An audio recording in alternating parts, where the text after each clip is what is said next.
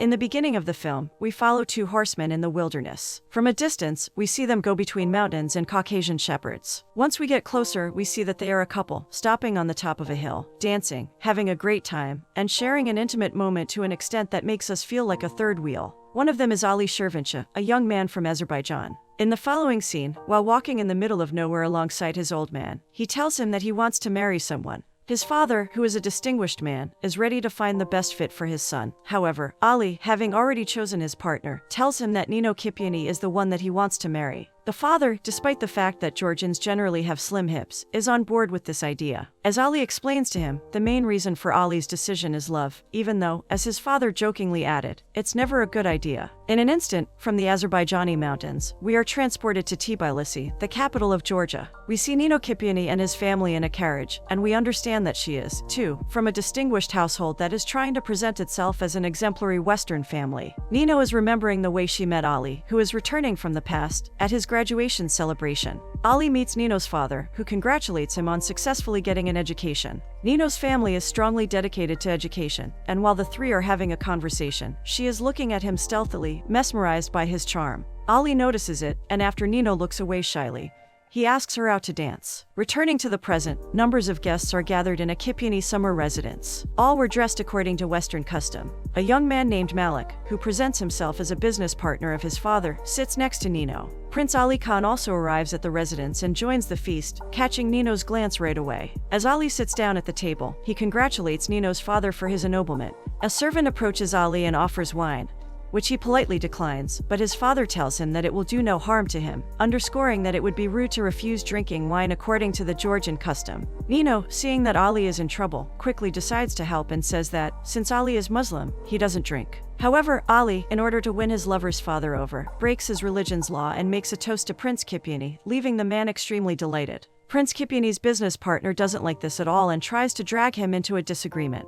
He states that the place from which Ali comes is a desert, an emptiness that doesn't produce anything worthwhile. However, Ali, with a little help from Prince Kipiani, wittily and elegantly wins the argument, winning the heart of Nino all over again with his intelligence and class. At night, Ali comes down in the garden and enters the trees, where Nino is waiting under cover. Around a wide tree, Ali chases her, and Nino is running away from him as if she wants to postpone the great feeling of meeting her lover after a long time. After a while, they come down near a fountain, talking about the fact that Nino is now a princess. However, as Ali says after, this will soon change, indicating that he wants to marry her. Nino is not sure for the first time that this is a proposal, and after making sure that her ears are not lying, Ali promises the world to her. Nino's eyes first and her words second say yes. In the morning, Ali is woken up by his servant, who is there to give him an important message. Ali seems to be in a great mood from the very moment he opens up his eyes. However, a great deal of unfortunate events is going to embark on him. His eyes change as he reads that the Tsar has declared war on several European monarchs. The Great War has started, and he needs to get back to his country and be ready to do his duty. He does get back to Baku, the capital of Azerbaijan.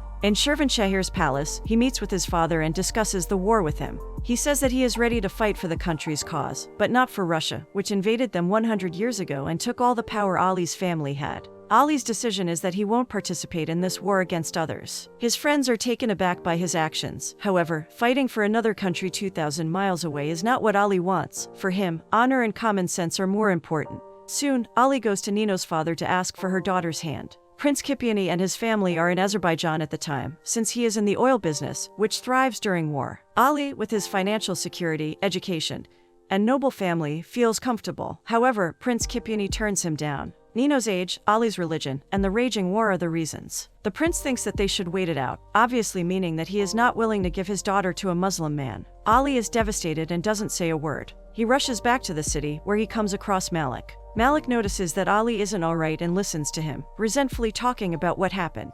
Ali is ready to kidnap her. However, Malik assures her that it should be the last resort, and he will help him so that it's not necessary. During the night, the Kipiani family also discusses the marriage. Nino is extremely frustrated about her father's decision.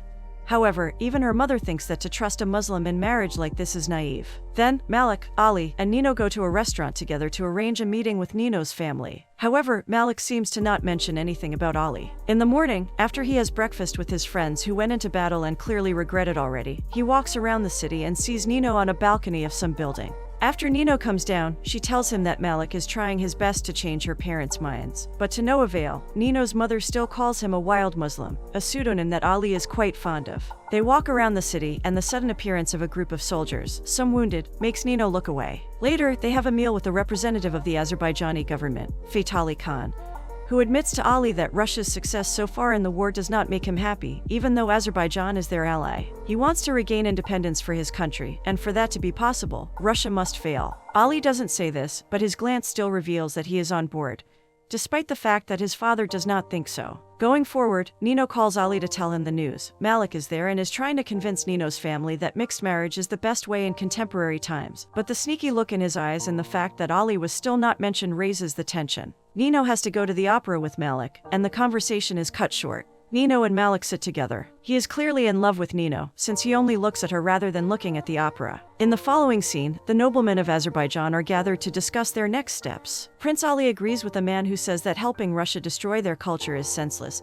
and proposes to create the first democratic, modern, and progressive country. Meanwhile, the opera has ended, and Nino and Malik get in the car to go home. In the streets, Malik notices Sayed, Ali's close friend, and is clearly not happy with that fact. Sayed also gets frustrated and suspicious and follows them. Malik's eyes do not blink, and his mimics do not change as Nino thanks him for the evening and turns away to exit the car. However, suddenly, Malik stops her and admits that he likes her. And after he attempts to kiss her and fails, Malik proposes that they run away together. They will go to Moscow and then to England. He pushes the throttle down, and the car goes as someone in the door of Nino's house looks at all this happening without doing anything, meaning that someone from Nino's house is involved in this kidnapping. Sayed sees everything, and after the meeting is done, he rushes to tell Ali everything. Ali mounts his horse, gets his dagger, and gallops off. In the meantime, Nino's family has been informed about this. They seem mildly disturbed. However, a glimpse of relief is also noticeable in their eyes as the mother says that maybe it's for the best. Ali chases them down and catches up with them near the oil factory. He goes on a different road and ends up in front of them. Nino, seeing that Ali has come to rescue her, dashes towards the wheel and makes Malik crush. Exiting the car, Malik is encountered by Ali, and the two of them fight to the death as Ali unsheathes his dagger. Malik gets a hold of it and cuts Ali in the abdomen.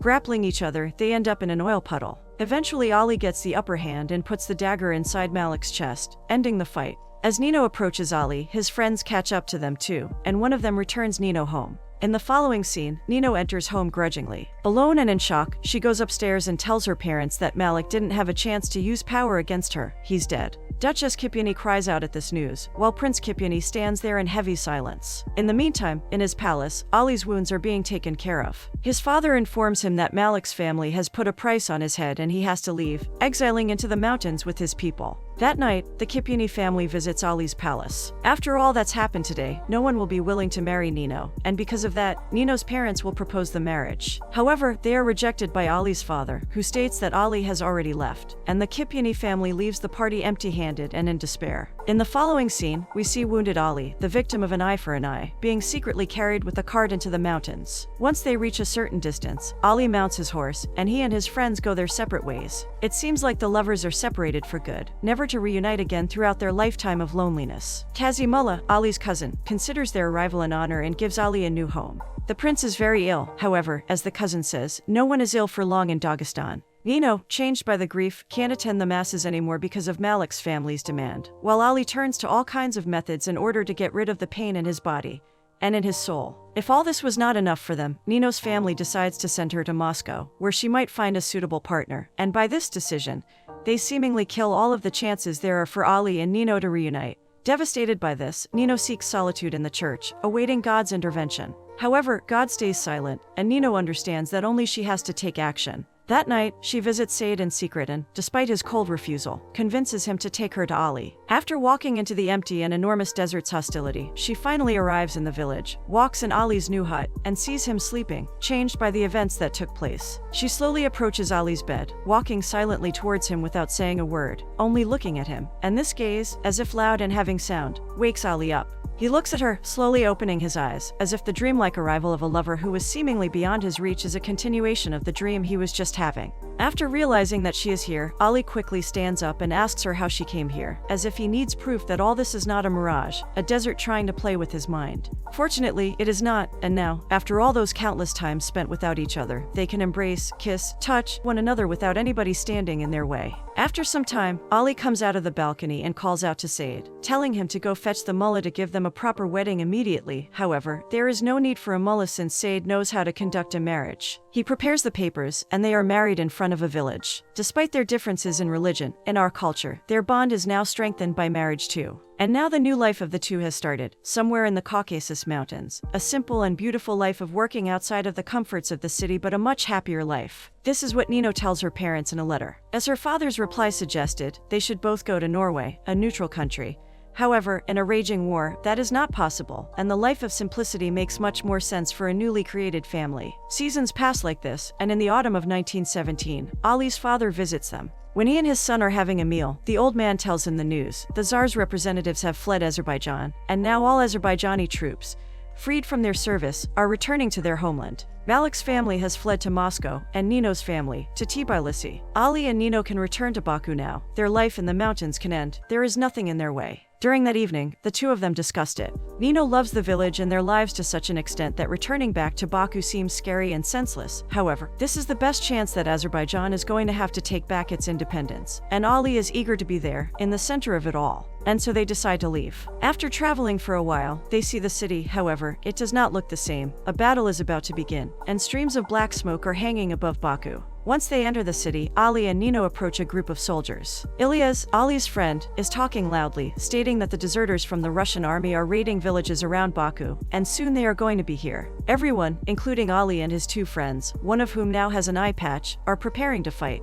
They create a trap for the Russian soldiers while Nino and other women are helping doctors, healing the wounded, and preparing lazaret. Ali is with the machine gun, while others are scattered around the perimeter. After a while, Russians arrive slowly, sneaking into the street one by one, until the whole street is filled with them. Ali lets them get near and finally gives the order to fire. Almost all deserters are killed, and after some manage to survive and find cover, the Russians regrouped. During the second attack, Ali runs out of ammo, and now the Russians have a huge advantage. There is no end to them. Unfortunately, in a raging battle, Ali's friend with an eye patch gets killed. The battle turned out to be unsuccessful for Azerbaijani soldiers, and as Ali approaches his friend, grieving, he sees that the next batch of Russian soldiers is coming.